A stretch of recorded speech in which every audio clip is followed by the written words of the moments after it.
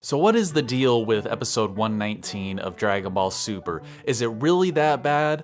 I've seen some tweets and some videos on YouTube, which I haven't watched yet, saying that it's trash, it's garbage, worst episode ever. Well, in this video, we're gonna break down why the episode was bad with a little bit of ranting and also some good things about the episode. But first off, I want you guys to write down your opinions in the comments below. Did you enjoy this episode or are you mad as hell? But watching the preview for this episode last week, I could just tell that there was a certain sense of mediocrity about it with the animation, the cinematography. However, maybe it's because of my massively low expectations, but I actually got a lot of enjoyment out of it. Which started off with Catapesla, which is a character that I really like with his suits changing and everything, versus Vegeta, so they're still going at it. However, he has this really cool transformation sequence where the camera like pans around him and he goes into his ultimate form where his speed and power and everything is multiplied by 300 times. Wow. So pretty interesting fight here. And you know Vegeta's gonna win this fight. This guy's kind of like a joke character. He's really cool, but he's used for comedic purposes. But definitely the highlight of all this has to be Catapesla's final mission attack. The final mission, that's what it's called. It's so cool. And then Vegeta goes and does his final flash attack and beats him in this beam struggle and then says, "That's how you do a final attack." Now that is a badass Vegeta right there. So as I said before, Catapesla is used as a comedic kind of character. So he gets pushed to the edge of the stage and he's like, phew, good thing I didn't fall off, but I'm just gonna stand here for another few minutes because, you know, I need to get eliminated now. So Invisible Guy comes up, trips him over and eliminates him, which is a thing that happens a lot in this episode. People just standing at the edge of the stage for like such a long amount of time. It's like, don't stand there. Why are you at the edge of the stage? Jump away to safety. What is wrong with you? Freaking morons. And case in point, Vegeta immediately after that happens stands inches from the edge of the stage looking down, even though Catapesla is not there anymore. He's in the freaking bleachers. So why are you standing there? Oh, I know why, because the Invisible Guy needs to try to, you know, trip Vegeta now, which doesn't work. He catches himself, thank God, and he gets back in the stage. And then immediately after, like, does this guy know instantaneous movement or something? He appears right behind Gohan, almost punches Gohan off the stage. Gohan almost gets eliminated, but Piccolo saves him again. Wow, somebody has to have a count for how many times Piccolo has saved Gohan just in this tournament alone. So this is gonna factor into my rant a little bit later. But first, it shows Universe 11 for some reason, because everybody's, you know, paranoid that they're gonna be next to be attacked by the Inviso-Dude. But they are never shown again, so what's the point in showing them even at all? And why didn't the Invisible Guy attack any of them? So, you know, maybe not a lot of thought was put into the structure of this episode. There's a lot of just really stupid and random stuff that happens, which we will get into. But 18 is next on the Inviso-Dude's list. She is getting attacked, and a positive for the episode, Piccolo, badass, jumps in the way with this super explosive wave ready, or destruction wave, whatever you call it, and unleashes hell. That was an awesome sequence right there. And yet somehow the Inviso-Dude escapes. Maybe it just took Piccolo too long to charge it up or something. But I think it's just because they needed Gohan to come up with a plan. Which is awesome that Master Roshi brought up the noseblood stuff and covering the Invisible Guy with some. So Gohan's plan is to cover the guy with dirt, which somehow makes him look like the Predator. So I'll chalk that under random contrivances for this episode here. And then we get to more badass Piccolo. Freaking whoops the crap out of this guy. And what I've been hoping would happen, which I was missing, Piccolo's badass mouth beam. Which I have to say I think looks pretty good, and I was so pumped for that. So chalk that under a positive and another positive. One more elimination for Piccolo and 2 saves. Good job. So I really enjoy the concept of an invisible man in a tournament like this because of what we've seen. Like, we almost had a few eliminations already because they can't see him. They couldn't really sense him either. So that was a really good plan until they decided to attack, and we'll get into that a little bit later as well. So Kitela tells Shansa to attack as well, and he's got this barrier and brings back like phantoms of the other universes, and this will fall under the random crap that happens and no explanation whatsoever. Gohan and Piccolo are fighting them as well as the other guys, and they can't damage them at all, but the Phantoms can attack them. And what I found really awkward and weird was Piccolo and Gohan's, deduction that there are two people. One is moving around and one is standing still. One must be controlling the Phantoms and one must be like materializing them or something. So they jump up, Piccolo spots Shansa and blasts him out of the ring. And then the Phantoms disappear. So there was literally no reason for their deducting that there must be two guys controlling these Phantoms. Because nothing came of it. They just jumped up and Piccolo blasts Shansa out. So I need to go on a little bit of a side tangent here and talk about tone. So compared to last episode, yeah, this episode is pretty much garbage. That is because last episode was such a great episode. Really great character moments, animation, really cool imagery and everything. And then you drop down to this episode, which is painfully mediocre. So I think if you feel that this episode felt out of place, I think it might be because the tone was more in like a silly or more like a light-hearted kind of tone, especially with some of the music. I think there was a new musical score in this which kind of helped the episode's tone be a little bit more light-hearted feeling, even though it probably shouldn't have been because of what happens next. And this guy, I was hoping there was somebody like this in the tournament as well, but he doesn't really make a whole lot of sense with how they explain how he attacks and everything.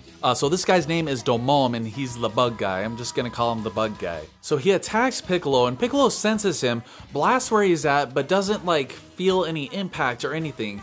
And he's attacking Piccolo all the way to the edge of the stage. So now we're getting into my edge of the stage rant, where guys just, hang out at the edge of the stage like it's no big deal. And despite realizing that there is something wrong with sensing this guy's energy and the actual location of this guy, he senses him behind him, decides to attack, not move away, not get to safety, cause hey Piccolo, BT dubs, you're at the edge of the stage. Hey, if you're so smart, why are you attacking? And why are you still at the edge of the stage? But nope, I guess the writers just decided that Piccolo is dumb now. So he gets eliminated by a bug. Wow, so much for my favorite character. That's right, Piccolo is my favorite character of the series. And he was eliminated by a freaking insect, who reminds me of Gregory from King Kai's Planet. So despite knowing the spoilers, I still expected Piccolo to be eliminated fairly soon. So I was definitely prepared for this, and it didn't anger me as much as I thought it would, but my hopes were still shattered because I'm still majorly unsatisfied. Not only do I think that Piccolo hasn't really had enough character moments or shine in this tournament, his elimination episode was painfully mediocre, and the way that he was eliminated felt very contrived. It's like they're, oh, we don't want Piccolo in the tournament anymore, so we're just gonna eliminate him. How should we eliminate him? It'd be funny if he was eliminated by a bug. So they TN'd him, that's right. TN is now a verb for a character getting bitch slapped without getting enough shine, or at least like a satisfactory amount of cool character moments, even though I did feel that his character moments in this episode were pretty badass. I just personally wanted a little bit more. And what happened after he's eliminated, freaking, where were you, Gohan? Nice timing running up after he falls. Why can't you jump down and Kamehameha yourself in like Krillin did that one time for 18? Wouldn't that have been cool? But nope.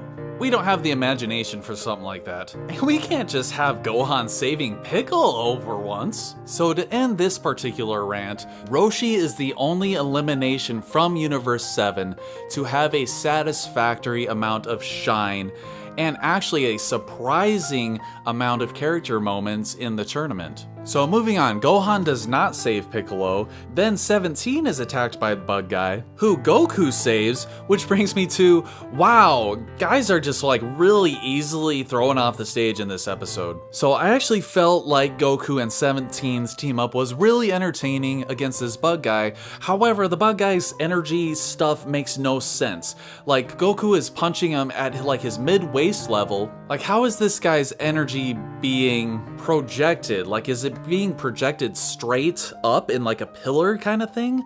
Because you would think that when they sense their energy, they could sense that it's coming from a small entity, you know? But it seems like they can't really tell where the energy is coming from. So anyway, other than having Piccolo figure it out, you know, instead of getting eliminated, you know, using his hearing, his enhanced hearing to find the bug, 17 figures it out and starts blasting at the bug, and also figures out that the bug is bouncing off the stage to attack him, which, man, this bug must be so fast because it shows him attacking them and he's attacking them so freaking fast. And even when there's no like pillars of stage around, like when he eliminated Piccolo, there wasn't like pillars of stage around. Was he just falling to the ground, jumping back up and attacking him? He falls really fast. Like, why couldn't they give him wings or some sort of like propulsion part of his body that is helping him go so fast, you know? But anyway, Piccolo's like, oh, if only I noticed like the sound. I was too focused on sensing his energy. And if he hadn't have said that, I actually had completely forgotten about Piccolo's hearing abilities. So sorry for complaining so much. I didn't think I would rant so much in this, but like things are boiling up from inside me. You know, the rage is taking over. So Goku and 17 come up with an ingenious plan. Goku is gonna punch the ground really hard, which causes Bug Guy to not have anything to bounce off of. 17 catches him in his barrier, freaking awesome stuff, and freaking kickballs him off the stage. That was so awesome, dude. But I really wish that it was Goku and Piccolo teaming up, Piccolo figuring it out, using his enhanced hearing to hear the bug around. You know, that would have been such great satisfaction for Piccolo's character, and he could have stretched his arm out, flicked the bug off the stage or something like that. That would have been awesome. But instead, 17 gets another elimination, which was still cool. So that is the last warrior for Universe 4. Why was their strategy to attack Universe 7 right then and there? Although strategizing a little bit more when guys are at the edge of the stage, the invisible guy, like Catapesla, could have seized the opportunity to eliminate things and then go back into hiding. You know, Bug Guy and Inviso-Dude could have just hung out somewhere in the tournament floor for the entirety of the tournament so that they have 2 whole contestants remaining on the stage. But instead, they decide to attack, and now they're erased. And I actually really liked Kitella's reaction to getting erased. Most of the other guys are like, oh man, that sucks, I'm erased now. But Kitella's like, no, I don't accept this. If I'm going down, you're going with me. And then he gets squished by Zeno. So I really liked that moment. So man, it might have sounded like I really hated this episode. I just actually hated the contrivances, weird stuff, tonal issues. It was really messy, but overall it was really entertaining. I got a major kick out of 17's elimination of the Bug Guy. And I also loved Piccolo's badassdom in saving 18, Gohan, and his 2 eliminations. But I definitely don't think it was the worst episode in the Tournament of Power. I'm still reserving that for episode 106, which 119 actually did feel very similar to, I felt. So I really do understand the hate that this episode's getting. But moving on to episode 120, the freaking Megazord from Universe 3 is upon us. Now, it seems like this is going to be more of a Gohan-centric episode, which does make me worried. Is Gohan going to get eliminated? Because we see a shot of Goku and Vegeta going blue for this guy. Now, the question is that after Gohan fights the robot or before Gohan fights the robot? What do you guys think? Put your thoughts in the comments. What did you think of this episode? What do you think is going to happen next? I hope you enjoyed this episode. I put a lot of work into these. If you did enjoy it, please share it out. And stay tuned to the channel for more fun in the future. Thanks for watching and take it easy.